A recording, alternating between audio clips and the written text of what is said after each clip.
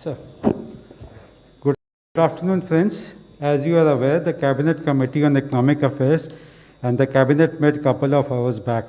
To brief you on the decisions taken in the Cabinet meetings, we have with us the Honorable Minister for Finance and Corporate Affairs, Srimati Nirmala Sitharaman ji, and the Honorable Minister for Information Broadcasting, Environment, Forest and Climate Change and Heavy Industries and Public Enterprises, Shri Prakash Javadekar ji. First, the Honorable Minister for Information and Broadcasting will give introductory remarks, followed by remarks by the Honorable Finance Minister. प्रधानमंत्री जी के अध्यक्षता में आज cabinet की बैठक हुई, महत्वपूर्ण फैसला हुआ और महत्वपूर्ण फैसला संरचना के लिए, फिजिकल इंफ्रास्ट्रक्चर के लिए जो लंबे समयावधि का कर्जा लगता है और बड़ा मात्रा में कर्जा लगता है, तो उसके लिए एक बहुत बड़ी नई बैंक शुरू करने का निर्णय लिया है। उसके लिए जानकारी देने के लिए वित्त मंत्री हाजिर है। करें शुरू।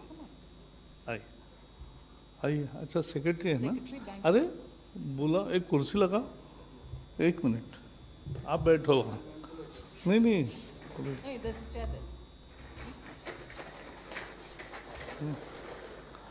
अरे यहाँ एक आदमी रखते जाओ। आइए। चलिए शुरू करें। Thank you very much, Prakash ji. Friends, all of you all are probably aware that during the budget we had mentioned that we will be setting up a national bank which will fund infrastructure and also any developmental activity. You are all aware that there have been at least 3 or 4 attempts in India earlier to have alternative investment funds. One was, of course, you knew, IDBI, and several such attempts had earlier been taken up. But gradually, because they either changed their nature of business or for different reasons, we ended up with no bank which could take the long-term risk and fund development, because the risk is very high here. So even from July budget of 2019, we had made this announcement that government will be looking at having a national infrastructure pipeline and look at sovereign funds and others who can fund us. I had announced 111 lakh crore for a pipeline which had more than 6,000 at that time in December 2019, more than 6,000 such greenfield and brownfield projects which needed to be funded. So we have acknowledged that both development and financial objectives will matter for setting up a DFI, and therefore, whilst we mentioned it in the budget, but even as the budget session is still on, the cabinet has already cleared the setting up of a development finance institution.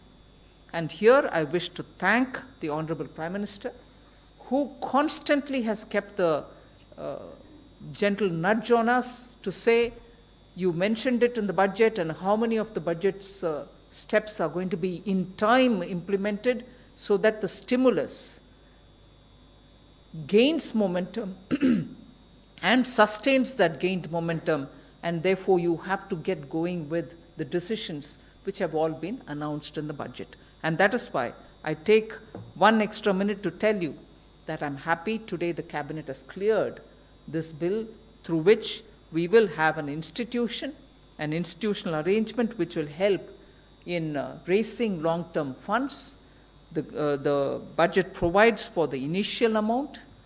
I had announced it in the budget saying capital infusion from our side would be about 20,000 crores, and initial grant of 5,000 will also be made, and this year itself capital infusion is 20,000 crores. Additional increments of the grant will also be made within the 5,000 limit that has been given to the finance minister.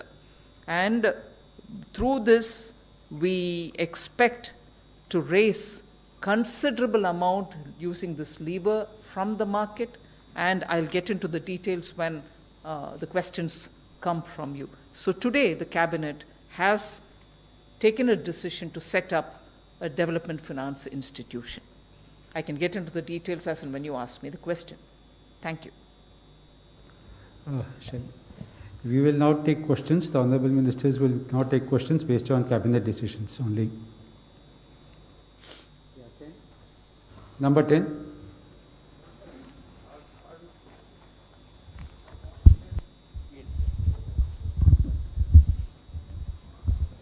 Thank you very much, sir. Thank you, ma'am. Very good afternoon. Ma'am, just wanted to understand that the Cabinet note also comes in terms of the DFI bill, which you had spoken about in your budget speech. And as you rightly mentioned, the mechanism for raising funds from the market, you would like to answer that as and how we ask. So it will be great if you could elaborate on that, ma'am. Thank you very much. Sure. You can take one more question. So Number 9. What kind of, Shishir here from Hindu Business Line, what kind of fund you are expecting to leverage from the 25,000 crore which you are putting in that DFI? I have the Secretary, Department of Financial Services with me. But with the initial 20,000 crore, which is being initially proposed as a capital infusion, I expect the institution to use it as a lever to raise up to 3 lakh crores in the next few years, because it can access through the market funds which are otherwise not available. Also, this institution will have certain tax benefits which are being given to it, tax benefits which are being given for a 10-year long period.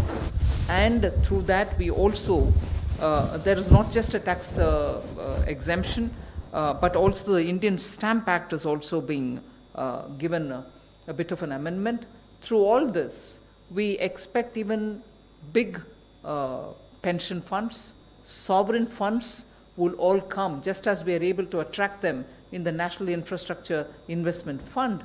This will also draw on those. And also the government is planning to give it certain securities for which the cost of funds will also come down.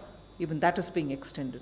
So through these sources, the Development Finance Institution will be able to leverage the initial capital which it has in its hand, and be able to draw funds from various different sources and be able to reach out for funding long-term projects.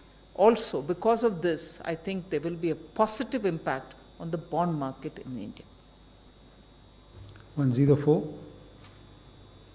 से NBC आवाज़ से ये जहाँ तक मैं समझ पा रहा हूँ, इस बैंक का निर्माण जो है आईएफसीएल की जगह किया जा रहा है, तो आईएफसीएल से कैसे अलग होगा? और पेंशन और इंश्योरेंस फंड जैसे को क्या कुछ मैंडेटरी होगा अपने फंड का एक तय हिस्सा इसमें डालने के लिए?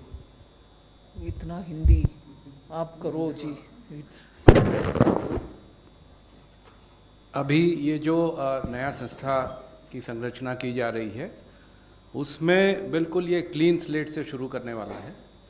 और एक बार जब इनकी बोर्ड तैयार होकर प्रस्तुत हो जाएगी, बोर्ड का डिसीजन है आगे वो किससे मर्जर कर रहे हैं या एक्वायर कर रहे हैं, तो वो निर्णय वो बोर्ड लेगी। तो इसमें जैसे माननीय वित्त मंत्री जी ने कहा 20,000 करोड़ का इनिशियल कैपिटल है, उसको लेवरेज किया जाएगा, मार्केट से फंड उठाएंगे, फिर और बहुत सारे स्रोत हैं जैसे इंश्योरेंस, पेंशन फंड्स वगैरह। इंश्योरेंस, पेंशन फंड्स आज भी इंफ्रास्ट्रक्चर में इन्वेस्ट करते हैं, लेकिन जब सरकार की एक संस्था बैक्ड बाय ए लेजिस्लेशन जब आता है तो उनको और पैसा डालने में उनको और भरोसा और विश्वास होता है। तो हमें उम्मीद है कि रेगुलेटर्स उसको भी जो मात्रा है उसको बढ़ाएंगे। और ये प्रोजेक्ट ऐसा, ये बैंक ऐसा है कि जो लॉन्ग टर्म पेशेंट कैपिटल की तरफ देखता है, और पेंशन और insurance fund typically long term patient capital होते हैं।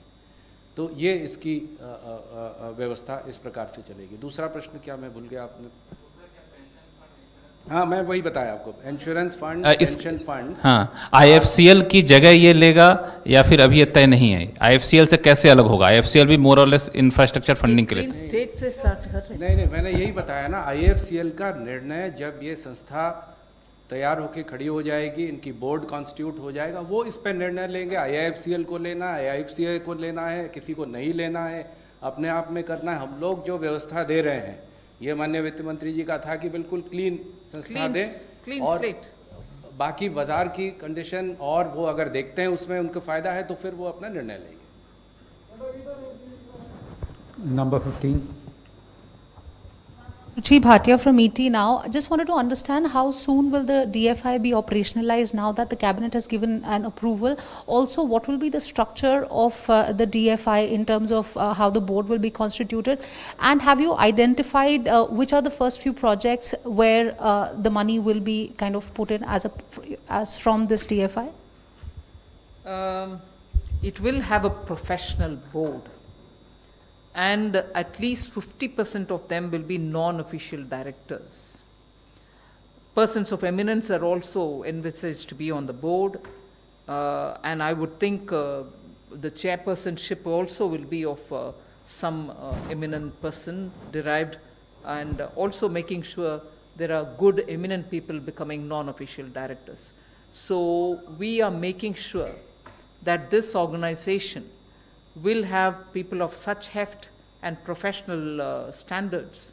So on that ground itself, it should have enough, character for a development finance institution which will meet this century's requirement. The power of the board is also clearly going to be drawn in order that they can appoint and remove the WTDs, the whole-time directors. So we are looking at a complete professional setup. In fact, that is one of the features in which we have made sure that the emoluments being given will be so market-driven that you are able to attract best of talents. Even that has been thought out. We are also looking at higher age limit and a longer tenure for the MDs and DMDs. So with these professional human resource, I think this organization will be able to immediately and quickly rise to the expectation of the market. Number 46. Cabinet has given clearance, and you can see how soon we can do it from 1st of February. So that soon it will come out. Madam मैं मानस बनर्जी बोल रहा हूँ। मानस बनर्जी इधर मानस बनर्जी बोल रहा हूँ। अच्छा, इंदिरा गांधी जी ने 1969 में बैंक राष्ट्रीयकरण की थी, ये सोच के जो ये बैंक जो प्राइवेट बैंक है वो सामाजिक दायित्व पालन नहीं कर रहा है, इसीलिए क्या था। उसके बाद जो राष्ट्रीयकरण हुआ, आज अभी आपका सरकार आप निजीकरण के दौड़ रहा है। ये सरकारी बैंक को क्या दायित्व सामाजिक दायित्व पालन नहीं कर रहा क्या, इसीलिए आप निजीकरण के लिए ज़्यादा बिजी हो गया। राहुल गांधी जी ने बोला है आप लाभजनक संस्था को बेच रहा है, निजीकरण कर रहा है, जो नुकसान वाला इसको आपने राष्ट्रीयकरण कर रहा है। ये बात कैसे है, आज ही बोला है राहुल गांधी जी ने। नहीं, आप प्रश्न क्या पूछना चाहते हैं? क्वेश्चन क्या है, जो आप क्या सोचता है, बैंक लॉस में जा रहा है, ये सामाजिक दायित्व पालन नहीं कर रहा सरकारी बैंक, इसीलिए आप निजीकरण कर रहे हैं? नहीं, आप तो एक ओपिनियन बोल रहे हैं, प्रश्न क्या है? ये तो क्वेश्चन क्या कर रहा हूँ, आप निजीकरण क्यों कर रहे हैं?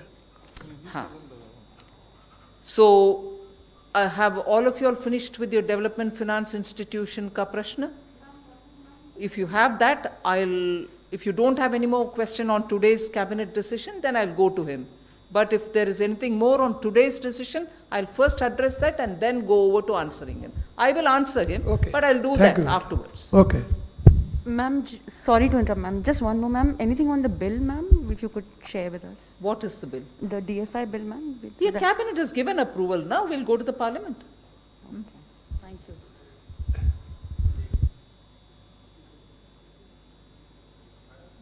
इस कमिंग फाइनेंशियल ईयर में कितने आपने कुछ आइडेंटिफाई किया है, कितने इंफ्रास्ट्रक्चर प्रोजेक्ट्स को इस DFI से फंड मिलेगा, कुछ ऐसा आपने आइडेंटिफाई किया है? नहीं, आइडेंटिफाई करने के लिए हमारे पास एक पाइपलाइन है, जरूरी है ना. 6,000 का now it has gone up to about 7,000 items. So वो पाइपलाइन से जो भी उचित समझेंगे उनके प्रायोरिटी के अनुसार वो लेंगे, वो बोर्ड तय करेगा.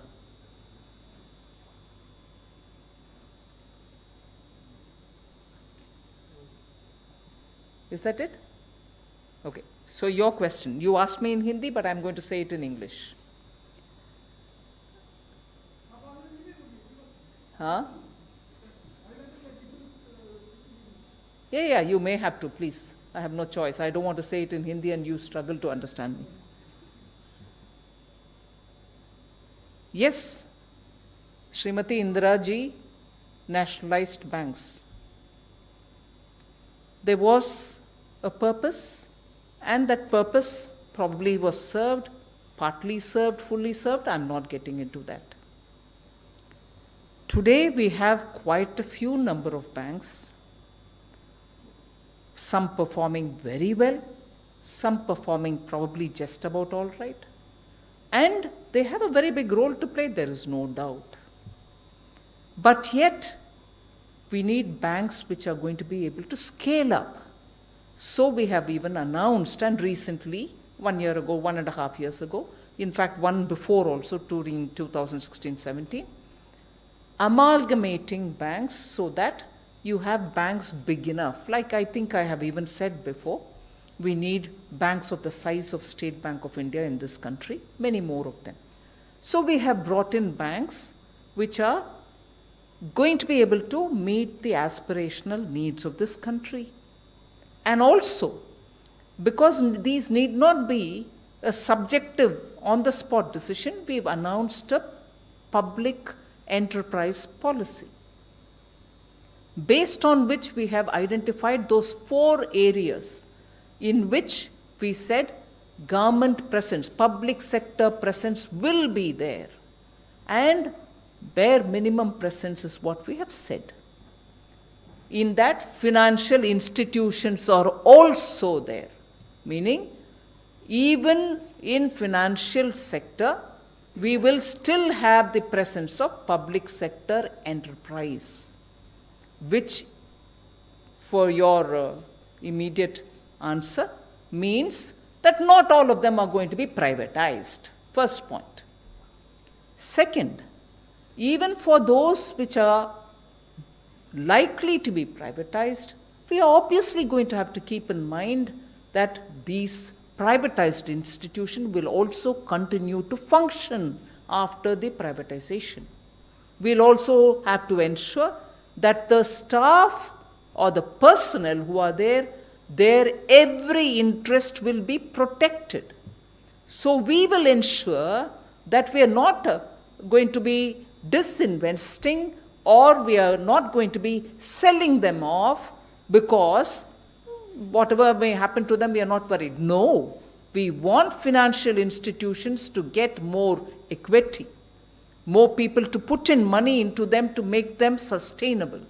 We also want their staff to be able to perform the duties which they have really acquired as a skill over the decades and run the banks.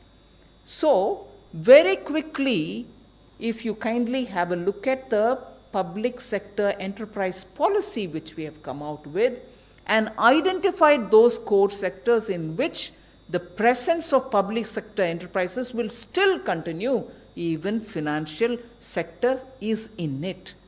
So, to immediately, quickly conclude saying, oh, every bank is going to be sold off, is not right. And even whether it is banks or any other privatization, I want to take this opportunity to tell, through you, the media, that the interest of the workers, interest of those who have put in services over the decades will absolutely be protected. Whether it is their salaries, whether it is their scale, whether it is their pension, it will all be taken care of. And above all, the first premise that I would like to put before you is even when we speak of privatization or disinvestment, we recognize that each one of those units perform for the economy. So if there is a coal unit or a thermal unit or a hydro unit or a steel unit, the intention is, if there are people who would run it, putting more money in them, we still need those power which it produces, still need the coal which comes out of it, still need the steel which comes out of it, still need the banks to reach out to the people. And for these units to function with more money coming in, with more specialization, with more modernization, we need to have some investment come from others. And purely, let us also understand, if, for instance, we want to sell it to retail buyers within India, it is our duty to ensure that the workers' interests are protected, that institution runs further, produces that which we are not able to put in more money to produce. So, first assumption is not to take that it is going to be closed, people are going to be removed. No, not at all. All these factors are being kept in mind. I want to assure you through the media that it is not a quick decision. We have applied a lot of mind, and also we are very conscious of the interest of the workers in very many of these institutions. So, I don't know if it answers your question. Yes. Thank you for raising that issue. No, thank you for raising that issue. And that is why I thought I should take this opportunity to give you an elaborate answer. But your question by itself would have had my answer come in all its detail. Since you brought in Rahul Gandhi, who probably has outsourced his comments to, I don't know, very hardcore communists will give you, solid two-liners to say this is what is happening. Exploitation, profit, loss. These pet kind of quotations or using two-liners does not help the situation. As a leader of the opposition party, a leader representing a very big party, I would want him to engage in serious discussions rather than throw these kind of two-liners every now and then. What did he say? Privatizing profits and nationalizing loss. ऐसे कुछ ना? Privatizing profits and nationalizing loss. ऐसे कुछ बोला ना? आप बोल रहे थे? ऐसे कुछ बोले ना? No, I have replied, but since you quoted, I thought I have double checked with you if the quotation is right. नहीं, वो बात है ना, उनका यही कहना था ना, privatizing profit and nationalizing loss. Profit loss के ऊपर आज अचानक कितने ध्यान दे रहे हैं, जबकि इन इस government over the decades, I think what they have tried is only to privatize taxpayers' money. If I want to, in a light-hearted fashion, use the style of speaking which he has done, he accuses us of what? Privatizing profit. When in his government, they were privatizing taxpayers' money. You all know how. Privatizing taxpayers' money was what UPA government did. And probably even privatizing taxpayers' money for one family's betterment. So privatizing is only that. And second, nationalizing loss, did he say? Today public sector banks are loss-making and prompt corrective actions are bringing them out because of the telephone banking which happened during his time.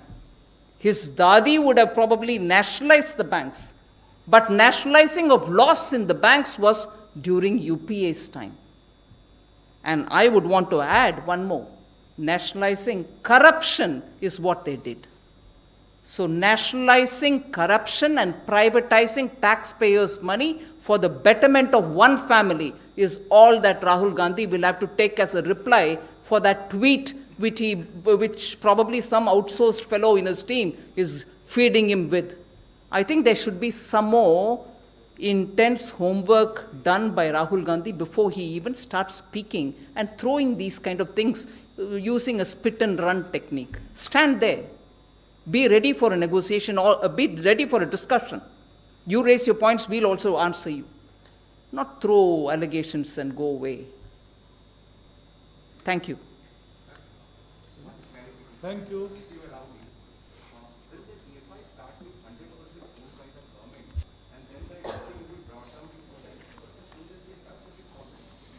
Yes, it will start with 100% Government of India ownership, and gradually, in the long run, I would think government's ownership would come down to 26%. We are not thinking of below that.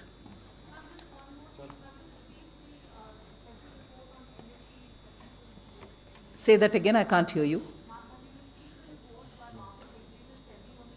Technical glitch. Oh, no, not yet. I will remind them also, it's time. Thank you, Thank ma'am. you. Thank you, sir. Thank you.